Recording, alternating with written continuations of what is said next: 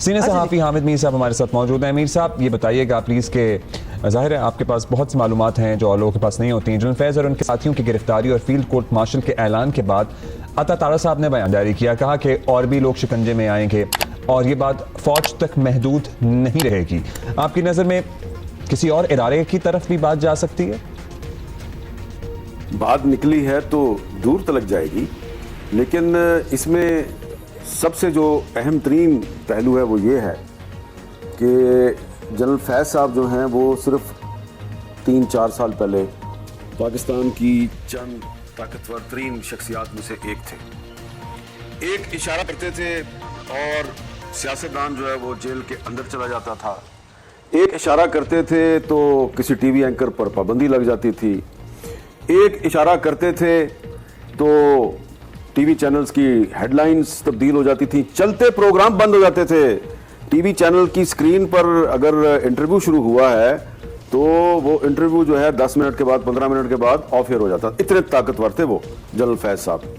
लेकिन आज देखें कि खुद भी गिरफ्तार हो गए और जो लोग उनके साथ राब्ते में थे वो भी हिरासत में हैं और उनकी भी तहकीकात हो रही हैं। तो इसमें सबक है। सबक ये है कि जिन लोगों के पास ताकत और इख्तियार होता है उन्हें अपनी ताकत और अपना इख्तियार बहुत सोच समझ के इस्तेमाल करना चाहिए। लोगों के साथ ज्यादती नहीं करनी चाहिए, नाइंसाफ़ी नहीं करनी चाहिए।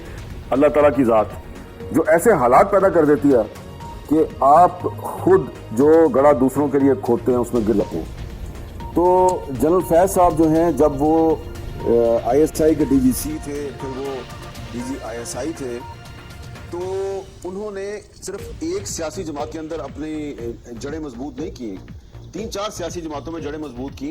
और वो जो उनके ताल्लुकात थे वो उनकी रिटायरमेंट के बाद भी उनके बहुत काम आए। और ख़ास तौर पे ये जो मौजूदा हुकूमत है, इस हुकूमत के दौर में भी उनके खिलाफ जो 1-2 केसेस जो है वो शुरू हुए जब, तो उन्होंने बंद करवा दिए क्योंकि उनके इस हुकूमत में भी बड़े ताल्लुकात थे।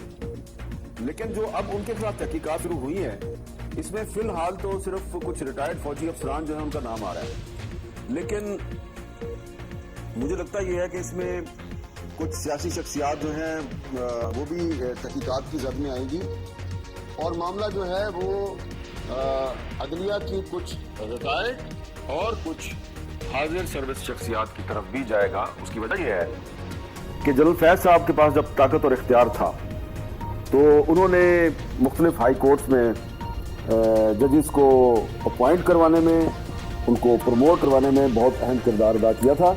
और फिर जब वो रिटायर हो गए तो उनका डायरेक्टली इनडायरेक्टली अदलिया की भी कुछ शख्सियात के साथ उनका राब्ता था। तो वो जो रिटायर्ड और हाजिर सर्विस शख्सियात है, हो सकता है उनसे भी पूछा जाए कि भाई ये फैज़ साहब जो हैं, ये इनके मैसेंजर्स आपके पास आते थे तो वो क्या बातचीत होती थी। तो ये तो पूरा एक पेंडोरास बॉक्स खुलने वाली आप बात कर रहे हैं कि इसमें अदलिया, सियासी शख्सियात सब कोई आ सकता है। अच्छा, अब यहाँ हुकूमत के अपने अंदर एक बड़ी कन्फ्यूजन जो है वो नज़र आ रही है। ताड़र तो इमरान खान पर इल्ज़ामात लगा रहे थे, लेकिन ख्वाजा आसिफ के एक के बाद एक इंटरव्यू में ये तासुर मिल रहा है कि असल पावर, असल इख्तियारात और लॉन्ग टर्म इक़्तिदार का ख्वाब किसी और का था। इमरान खान तो इस्तेमाल हो रहे थे। तो आपके ख्याल में किस बात में ज़्यादा वजन है, और ख़ासतौर पर आपके अपने शो में ऐसी काफ़ी बातें हुई हैं? देखें, मैं आपके साथ वो बात करूंगा जो मैंने उस वक्त भी की जब जनरल फैज़ साहब जो हैं वो इस मुल्क में चंद ताकतवर तरीन लोगों में शामिल थे। मैंने उस वक्त भी ये बातें की जो मैं आज कर रहा हूं। मेरे पर जब पाबंदी थी तो मैंने वॉशिंगटन पोस्ट में एक कॉलम लिखा था और मैंने अपने उस कॉलम में ये दावा किया था, और उस वक्त इमरान खान साहब जो हैं वो प्राइम मिनिस्टर थे और जनरल फैज़ साहब DG ISI थे। तो मैंने अपने उस कॉलम में दावा किया था कि जो इमरान खान साहब के इर्द गिर्द उनके जो कुछ मशीर हैं, और जनरल फैज़ साहब का मैंने उसमें नाम लिखा था, ये पाकिस्तान में पार्लियामेंट्री फॉर्म ऑफ गवर्नमेंट ख़त्म करके सदारती निज़ाम लाना चाहते हैं और ये कबल अज़ वक्त इंतखाबात करवाना चाहते हैं। यानी कि जो इंतखाबात 2023 में होने थे, जो बाद में 2024 में हुए, तो जनरल फैज़ साहब जो हैं ये खुद आर्मी चीफ बन के नवंबर 2022 या दिसंबर 2022 में इलेक्शन करवाना चाहते थे और उसमें ये 2/3 मेजॉरिटी दिलवाना चाहते थे तहरीक इंसाफ को। और इनकी कोशिश थी कि तहरीक इंसाफ और पाकिस्तान पीपल्स पार्टी का एक अलायंस बन जाए, जिसमें इनको कामयाबी नहीं हो रही थी। तो जनरल फैज साहब जो हैं वो दरअसल सिर्फ आर्मी चीफ नहीं बनना चाह रहे थे, बल्कि उन्होंने इमरान खान को अपनी सीढ़ी बनाया हुआ था। वो पाकिस्तान में सदारती निज़ाम नाफिज करना चाहते थे। ये जो 1973 का आइन है, इसको मुकम्मल तौर पे दरियाबुर्द करने का मंसूबा बना के बैठे हुए थे। तो यहाँ तक मैं आपको दावे के साथ कहता हूँ कि आप जिनके साथ मैं गुफ्तगू कर रहा हूँ, आप अपने मीडिया में ऐसी शख्सियात को जानते हैं, आप उनको बहुत क्लोजली जानते हैं, जिनको जनरल फैज ने कहा कि मैं 30 साल तक कहीं नहीं जा रहा, इसलिए आप मेरे साथ खड़े हो या मेरा साथ दें, वरना आपको बहुत नुकसान होगा। 30 साल अंदाजा लगाएं, जनरल फैज ने इस मुल्क में 30 साल तक इख्तियारात पर कब्जा करने का मंसूबा बनाया हुआ था। वो इमरान खान को तो सिर्फ इस्तेमाल कर रहे थे। वो तो पीपल्स पार्टी वालों को ये कहते थे कि ये इमरान खान जो है ना, इसको मैं 5-10 साल बाद फारिग कर दूंगा, फिर आपकी बारी है। तो वो पीपल्स पार्टी वाले जो उन्होंने तो घाट घाट का पानी पिया हुआ है। तो जब उनके साथ ये गुफ्तगू शुरू हुई तो उनको शक पड़ा कि यार ये चाहता क्या है बंदा। जब उसको इंगेज किया, इससे मजीद डिटेल्स लेनी शुरू की, तो ये फैज साहब उनको कहते थे मैं तो जो है ना जी इमरान खान से भी बड़ा तंग हूँ, और मैं तो जी शरीफ बरादरान से भी बड़ा तंग हूँ। देखिए मैंने शरीफ बरादरान को कितना फैसिलिटेट किया है, नवाज शरीफ को मैंने पाकिस्तान से बाहर भिजवा दिया है, फिर भी जो है वो वहाँ जाके मेरा नाम लेते हैं। तो इमरान खान मेरी मजबूरी है, लेकिन अल्टीमेटली जो है ना वो मेरी कोशिश ये है कि मैं बिलावल को पाकिस्तान का वज़ीर आज़म बनाऊं। लेकिन इसके लिए ज़रूरी है कि आप किसी तरीके से जो आसिफ अली जरदारी साहब हैं, इनको पाकिस्तान से भेज दें। कैसे भेज दें? तो फैज साहब ने कहा वैसे ही भेज देंगे जैसे हमने नवाज शरीफ साहब को भेजा। तो इनके बड़े बड़े मंसूबे थे, ये हर किसी को इस्तेमाल करने की कोशिश करते थे।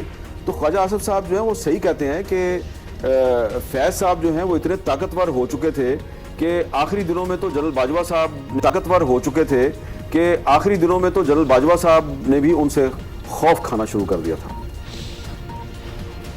So much to take in. So much to take in, लेकिन जब आपके एम्बिशंस इतने ज़्यादा बड़े हो जाएं तो वो आप खुद अपने आप उसमें निगले जाते हैं, आपको निगल लेते हैं आपके एम्बिशंस जब इतने And बड़े हो time and जाएं। again ये एग्जांपल्स जो हैं ये सामने हमारे आते हैं सामने history होती में। हैं, लेकिन फिर वो जो सबक वाला लफ्ज़ है ना, वो हम पता नहीं क्यों नहीं सीखते। अब लास्टली मीर साहब तहरीक इंसाफ की बात करेंगे। वो इस दौरान कभी जनरल फैज से फासला इख्तियार करने की कोशिश करते नजर आते हैं, कभी ओनरशिप लेते हैं कि वो तो असासा हैं। तो ये क्या कन्फ्यूजन है, क्या हिकमत अमली है? देखिए तहरीक इंसाफ जो है वो पता नहीं किसी को मिसगाइड कर सकती है या नहीं कर सकती। मैं तो देखें एक जर्नलिस्ट हूँ, मैं तो आपके साथ वो बात करूंगा जो मेरे पर्सनल नॉलेज में है। मैं जानता हूँ तहरीक इंसाफ में कौन से लोग हैं जिनको जनरल फैज साहब जो हैं वो अप्रोच करते थे और उनके ज़रिए कोशिश करते थे कि तहरीक इंसाफ जनरल फैज की मर्ज़ी के मुताबिक चले। तो वो जो सियासतदान है ना, वो सोचते थे कि ये जनरल फैज जो हमें इंस्ट्रक्शन देता है, इस इंस्ट्रक्शन पे अगर हम अमल दरामद करें तो इसका तो नुकसान ही नुकसान है। क्योंकि फैज साहब जो है वो ऐसी ऐसी असाइनमेंट देते थे, फलां हाजिर सर्विस फौजी अफसर का नाम लो, उसके बारे में ये कह दो, उसके बारे में वो कह दो। तो जो तहरीक इंसाफ के रहनुमा इनकी बात नहीं ना मानते थे, फिर ये उन तहरीक इंसाफ के रहनुमाओं के बारे में उन्हीं के कुलीग्स के जरिए खान साहब को पॉइजन करने की कोशिश करते थे। और फिर जब उन बेचारों को पता चलता था कि जनाब वो हमारी शिकायत लग गई है, फिर वो बेचारे इधर उधर बात करते, यार ये फैज का क्या करें।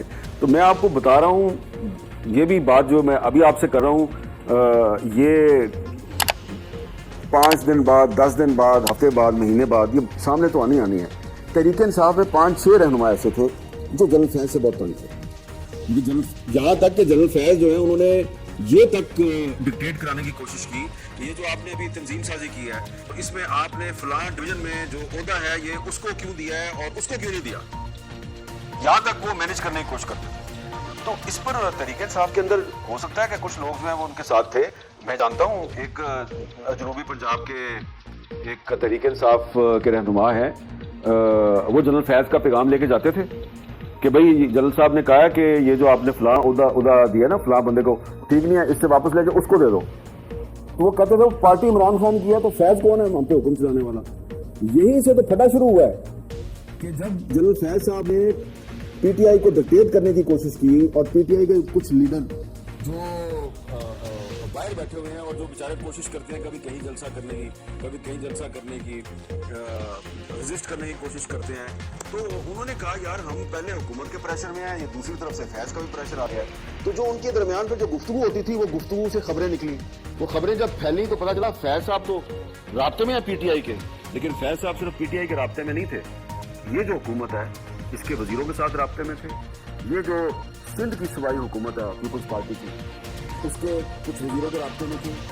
एक जो मजहबी जमात है उसके लोगों के साथ राब्ते में थे, कुछ मीडिया के लोगों के साथ राब्ते में थे, और कुछ बिजनेस कम्युनिटी के बहुत बड़े लोग हैं उनके राब्ते में थे, और कुछ ऐसे लोगों के राब्ते में थे जिनको आप कस्टडी